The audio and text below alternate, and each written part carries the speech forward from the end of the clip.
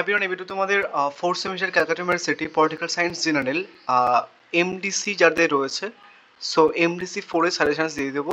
So তোমরা syllabus দেখতে পারো, তোমাদের এমডিসি ফোরে ইন্ডিয়ান পলিটিক্যাল থট ওয়ান, মানে ভারতীয় রাষ্ট্রদর্শন ওয়ান, এই ব্যাপারটা রয়েছে।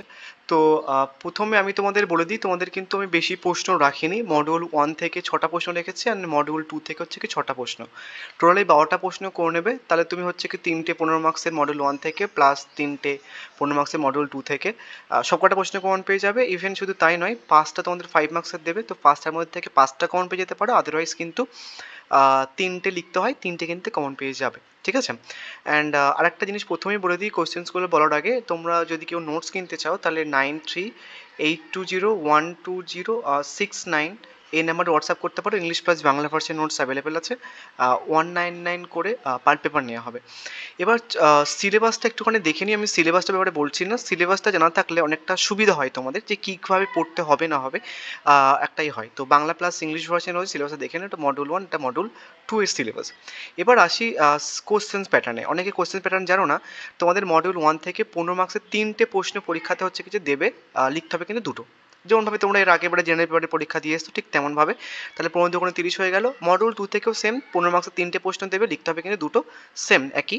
এবং module one and module two মিলিয়ে 5টা 5 মার্কসের প্রশ্ন দেবে, যে কোনো 3টে করতে হবে, এর আগে যে কোশ্চেন প্যাটার্নটা ছিল ঠিক তেমনভাবে।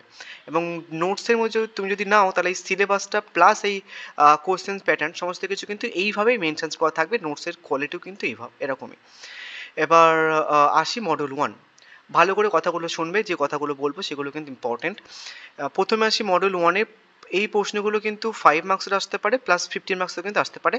যে কোশ্চেন্সগুলো আমি দিয়েছি, এই কোশ্চেন্সগুলোর বাইরে আর কোনো প্রশ্ন আসবে না, টু বি অনেস্ট। তোমরা মানে কথাগুলো কিসের ওপরে বলছি, তোমরা সেকেন্ড সেমিস্টার বা থার্ড সেমিস্টার দেখেছো যে কোশ্চেন্সগুলো দিয়েছি, ওই কোশ্চেন্সগুলোর মধ্যে কিন্তু কোশ্চেন্সগুলো চলে এসেছে। তো প্রথম প্রশ্ন হচ্ছে কৌটিল্যের কূটনীতির উপর টিকা লেখো, ঠিক আছে। নেক্সট, মধ্যযুগীয় রাষ্ট্রচিন্তায় আবুল ফজল ও বারাউনির অবদান আলোচনা করো। নেক্সট 3 নম্বর প্রশ্ন, প্রাচীন ভারতের রাষ্ট্রচিন্তার বৈশিষ্ট্য আলোচনা করো। 4 নম্বর হচ্ছে কি যে ভারতের মধ্যযুগীয় রাষ্ট্রচিন্তার বৈশিষ্ট্য আলোচনা করো। 5 নম্বর হচ্ছে কি যে সম্মিলনবাদীর উপর টিকা লেখো। এই প্রশ্নটা ধরে রাখতে পারে পরীক্ষাতে এসে বসে আছে, 5 না তো 15 পরীক্ষাতে আসবে পরীক্ষাতে এই প্রশ্নটা। নেক্সট প্রশ্ন হচ্ছে কি ভারতের মধ্যযুগীয় রাষ্ট্রচিন্তার রাজতন্ত্রের বহির্তের উপর টিকা লেখো। এই 6টা প্রশ্ন মডিউল ওয়ান থেকে আমি দিলাম। এই প্রশ্নগুলো থেকে তুমি 5 মার্কসের প্রশ্ন প্লাস 15 মার্কসের প্রশ্ন কমন পেয়ে যাবে। এবার আমি কিছু এক্সট্রা প্রশ্ন দিচ্ছি, যদি কোশ্চেন্স কঠিন হয় তাহলে হচ্ছে কি তোমাদের এই 4টে প্রশ্ন কাজে লাগবে, এক্সট্রা প্রশ্ন আনলে পড়ছে। সেটা হচ্ছে কৌটিল্যের দণ্ডনীতির উপর টিকা লেখো। ভারতে মধ্যযুগীয় রাষ্ট্রচিন্তার রাজতন্ত্রের অবদান আলোচনা করো।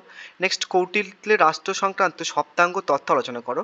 সমন্বয়বাদ বলতে কী বোঝো, এই প্রসারে কবিরের অবদান আলোচনা করো। এই প্রশ্নগুলো মোস্ট প্রবাবলি তোমাদের 5 মার্কসের আসার খুব চান্স আছে। যদি কোশ্চেন্স কঠিন হয় তাহলে হচ্ছে কি যে 15 মার্কসের আসতে পারে। আদারওয়াইজ যদি কোশ্চেন্স ইজি হয় তাহলে কিন্তু এই 4টে প্রশ্ন তোমাদের লাগবে না। ফর 5 মার্কসে লাগতে পারে, কিন্তু 15 মার্কসের জন্য কিন্তু লাগবে না। উপরে 6টা প্রশ্ন করলে হয়ে যাবে। 6টা প্রশ্ন ভালো করে কমপ্লিট করার পরে এই 4টে প্রশ্ন কিন্তু ভালো করে করে নেবে। মডিউল টুতে দেখে নাও। মডিউল টুয়ে 5 এবং 15 মার্কসের প্রশ্ন দেখো। এই প্রশ্নগুলো কিন্তু 5 মার্কসের আসতে পারে, প্লাস 15 মার্কসও কিন্তু দিতে পারে।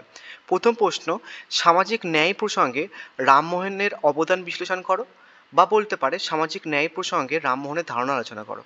নেক্সট প্রশ্ন, বঙ্কিমচন্দ্র চট্টোপাধ্যায়ের জাতীয়তাবাদের ধারণার উপর টিকা লেখো।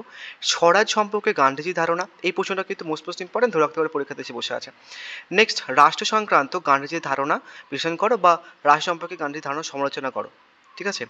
নেক্সট, রাজমোহন রায়ের উদারনৈতিক ভাবনার বৈশিষ্ট্য, বা বলতে পারে ভারতীয় উদারনীতিবাদের বিকাশে রামমোহন রায়ের অবদান। লাস্ট প্রশ্ন, সমাজ সংস্কার হিসেবে রামমোহনের অবদান। এই 6টা প্রশ্ন করে নাও মডিউল টু থেকেও। এখান থেকেও 3টে মার্কস তো কমন পেয়ে যাবে 15 মার্কসের, হামেশাই চোখ বন্ধ করে। অ্যান্ড এখান থেকে কিন্তু 5 মার্কসের প্রশ্ন কমন পেতে পারো।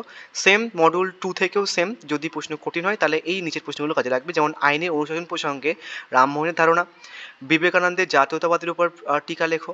নেক্সট, জাতীয়তাবাদ সম্পর্কে রবীন্দ্রনাথ ঠাকুরের ধারণা, জাতীয়তাবাদ সম্পর্কে রবীন্দ্রনাথ দৃষ্টিভঙ্গি আলোচনা করো। আর হচ্ছে কি সত্যাগ্রহ সম্পর্কে গান্ধীজির ধারণা। এই প্রশ্নগুলো, যে প্রশ্নগুলো মডেল ওয়ানে এক্সট্রা দিলাম 4টে, মডেল টু এর এক্সট্রা দিলাম 4টে, এই প্রশ্নগুলো তুমি 5 মার্কসের জন্য পড়ে রাখতে পারো। এই প্রশ্নগুলো থেকে, এক্সট্রা প্রশ্নগুলো থেকে 5 মার্কসের আসার চান্স বহুত, মানে 5 মার্কসের প্রশ্নগুলো এখান থেকে দিতে পারে।